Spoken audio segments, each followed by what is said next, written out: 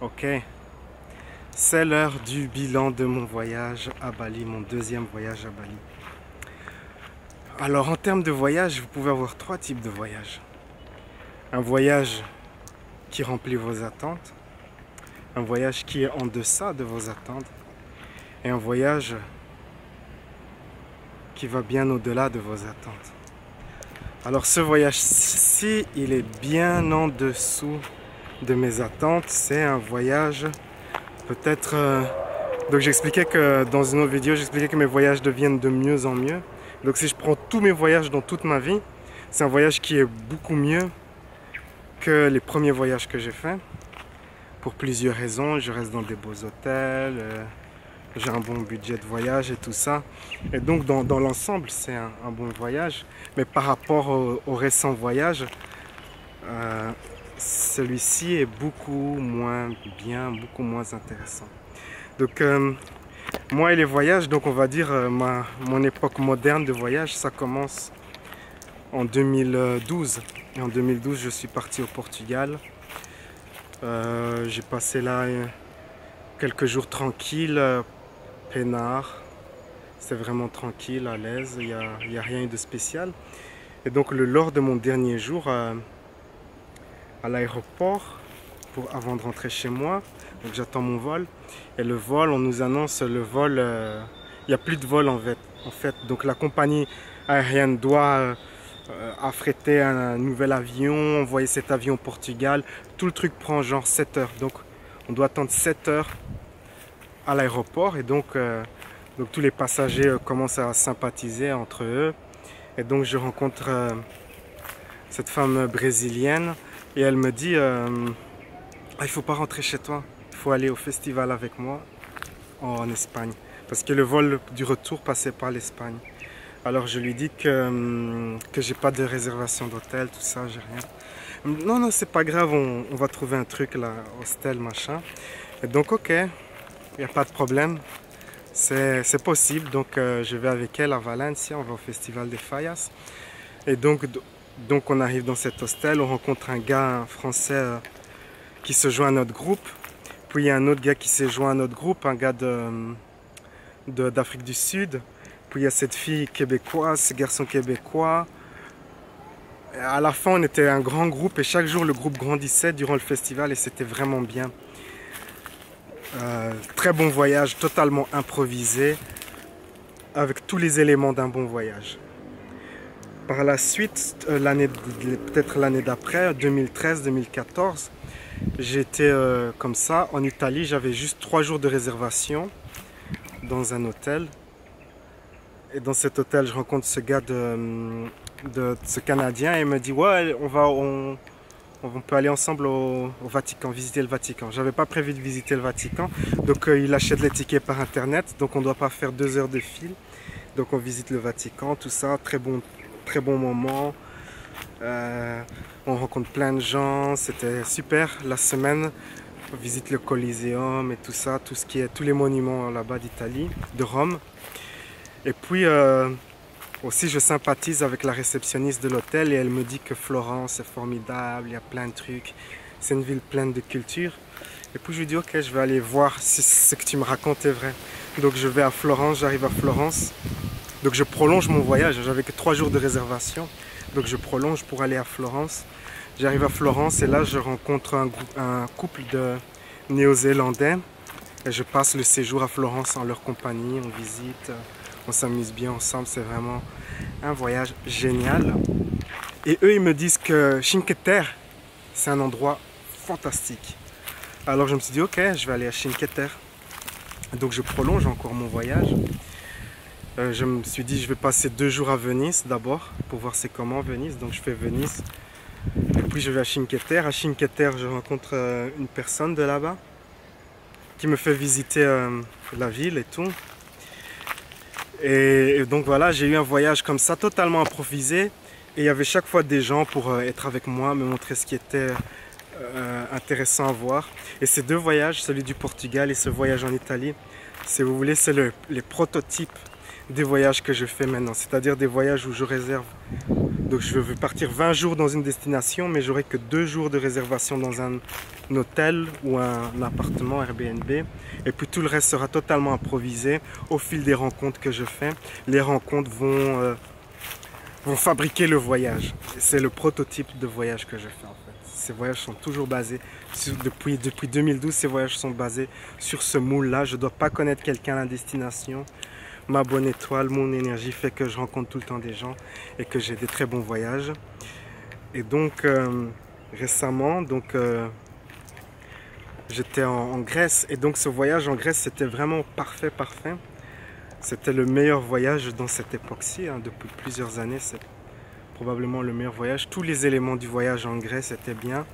Je me souviens de cette soirée où j'étais avec des amis en Grèce, à Santorin donc. Et c'était comme si c'était un film, c'était comme si c'était irréel. Je me souviens, il y avait cette musique qui passait, il y avait l'un des gars qui était avec nous dans le groupe, qui avait tous ses papiers, il a déchiré une feuille de papier, il a lancé les papiers en l'air et les petits morceaux ont tombé, il y avait cette musique et lui rigolait. C'était comme si c'était irréel, c'était comme si c'était dans un film. Puis comme je l'ai déjà dit dans une autre vidéo précédente, j'ai rencontré mon amie Lisa, c'était très bien avec elle. En fait le voyage à Santorin était parfait et c'était mon deuxième voyage à Santorin. Et alors l'une des règles de mes voyages, c'est de ne pas retourner 2 fois au même endroit car j'ai remarqué que c'était presque totalement impossible de recréer une expérience identique. Ou une expérience très similaire en tout cas. Les voyages sont tous différents, la conscience expérience les choses juste une seule fois. Les voyages sont jamais 2 fois la même chose. Mais Santorin c'était la deuxième fois que j'y allais. Et la deuxième fois, c'était beaucoup mieux que la première fois. Alors je me suis dit, waouh, peut-être que si je retourne à Bali, ce sera mieux qu'en 2017. Ce sera quelque chose comme du même niveau que Santorin. Eh ben, ce ne fut pas du tout le cas en fait. Ce voyage-ci à Bali est beaucoup moins bien que mon voyage à Santorin. Ce voyage-ci à Bali est beaucoup moins bien que mon premier voyage à Bali de l'année passée. Si je peux résumer ce voyage en un seul mot, c'est ennuyant. Je suis resté à plusieurs endroits sur l'île. Je suis d'abord resté à Jimbaran pendant quelques jours. Donc Jimbaran, il n'y a pas trop de choses à faire. C'est la plage, tout ça. Ouais, là, j'allais à ce restaurant souvent et donc je sympathisais avec la serveuse et je lui disais que j'aimais que je mangeais une alimentation basée sur les plantes, essentiellement, enfin beaucoup. Et elle m'a dit, oh, ok, tu dois découvrir ce plat-là, ce plat-là, ce plat-là, tel que gado gado, une salade. Elle m'a fait découvrir tous des plats que je connaissais pas, des salades. Et ces salades sont faciles à reproduire. Et donc voilà, c'était le meilleur moment, si vous voulez, de ces séjours à Jimbaran. C'est que j'ai découvert tous ces plats avec à l'aide de... Elle s'appelait Amy, la serveuse du restaurant. Et donc voilà, c'était Jimbaran. Après Jimbaran, j'étais à Ubud.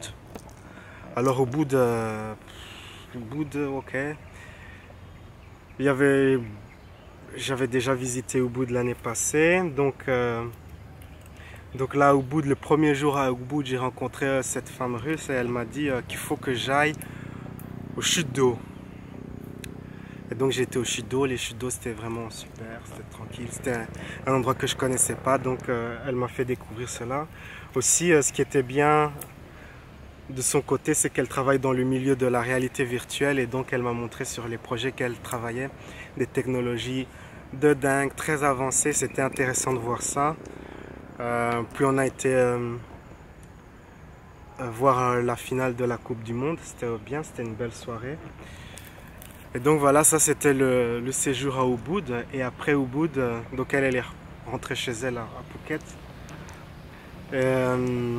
Après Ubud, j'étais à Seminyak. Et Seminyak, ça a vraiment cassé mon voyage. Seminyak, c'est un endroit ennuyant. En fait, les expatriés européens quand ils vont vivre en Indonésie, beaucoup d'entre eux vont à Seminyak. Et donc Seminyak, si vous voulez, c'est une recréation si vous, de la Côte d'Azur. C'est comme si vous étiez à Cannes, mais en Indonésie. Et c'est la même expérience que d'être à Cannes en fait. Beaucoup de boutiques, beaucoup de bars, beaucoup de marchands de glace, beaucoup de la plage et tout ça. C'est assez ennuyant. Peut-être vous allez apprécier, peut-être si vous allez en famille, donc vous pouvez manger, faire du shopping.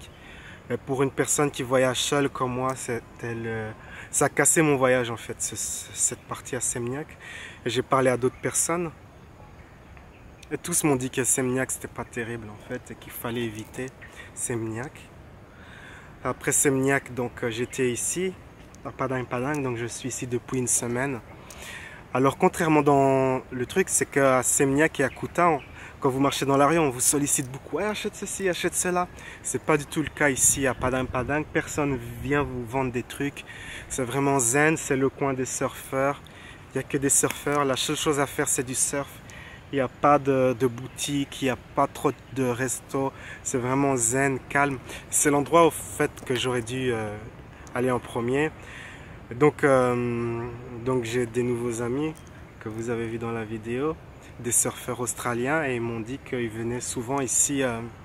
Quand ils viennent maintenant, ils restent à Padang Padang. Eux aussi, ils ont fait les autres endroits. Ils n'ont pas trop apprécié comme moi Seminyak. J'ai parlé à beaucoup de gens ici, ils m'ont tous dit que Seminyak c'était pas terrible. Kuta et Seminyak en fait c'est pas terrible. Le seul avantage qu'ont ces endroits, Kuta et Seminyak, c'est que c'est bon, très bon marché. Donc si vous êtes sur un budget, ça en vaut peut-être la peine. Mais sinon, Padang Padang ici c'est mieux. Mais donc Padang Padang c'est beaucoup plus cher. Tout est plus cher ici à Padang Padang. Et donc voilà, j'ai eu mon voyage très différent des voyages précédents, très différent du voyage que j'ai fait à La Réunion, très différent du voyage en Grèce. J'ai remarqué aussi que donc il n'y a pas eu ces éléments des autres voyages. Donc quand j'avais 3 jours de réservation, donc j'avais réservé l'hôtel simplement à Jimbaran. Mais j'ai pas, c'est pas passé comme dans mes autres voyages en fait. Il n'y a pas eu ces gens qui me guident d'un endroit à l'autre. C'était l'énergie du voyage, c'était l'ennui en fait. Il n'y a que ces derniers jours où j'ai mes amis surfeurs avec qui on a plein d'activités, donc c'est super. C'est un grand groupe en fait. Il y a 4 personnes et c'est cool. Et donc voilà, c'est le bilan de mon voyage. Je ne sais pas si je vais revenir à Bali dans le futur, mais si je reviens à Bali, ce serait pour rester ici à Padang Padang. Et de Padang Padang, peut-être j'irai faire des excursions à droite à gauche. Et donc voilà. Donc ok, je vais continuer à voyager. Alors je ne sais pas si j'entre dans une nouvelle ère de voyage comme ça qui sont moins intéressants. Je ne sais pas, on verra. Mes prochains voyages diront de quoi il en est. Sur cette belle parole, la vie est un voyage, appréciez la balade. Ciao, ciao.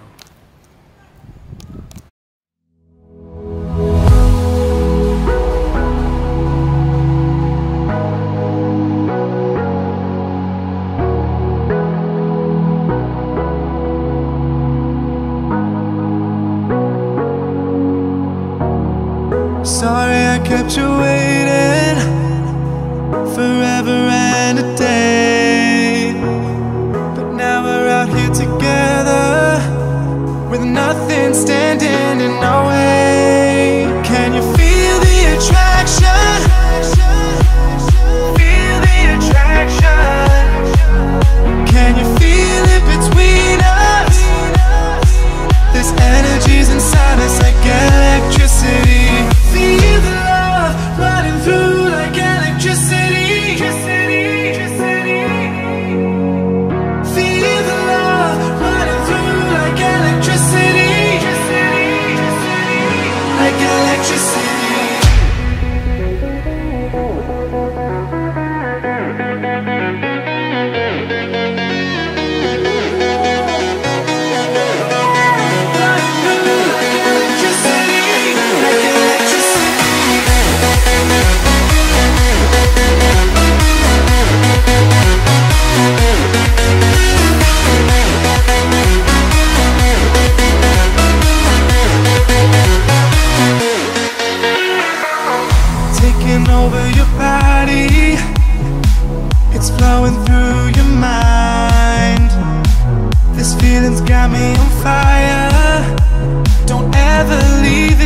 all behind. Can you feel the attraction? Feel the attraction. Can you feel it between us? This energy's inside us again.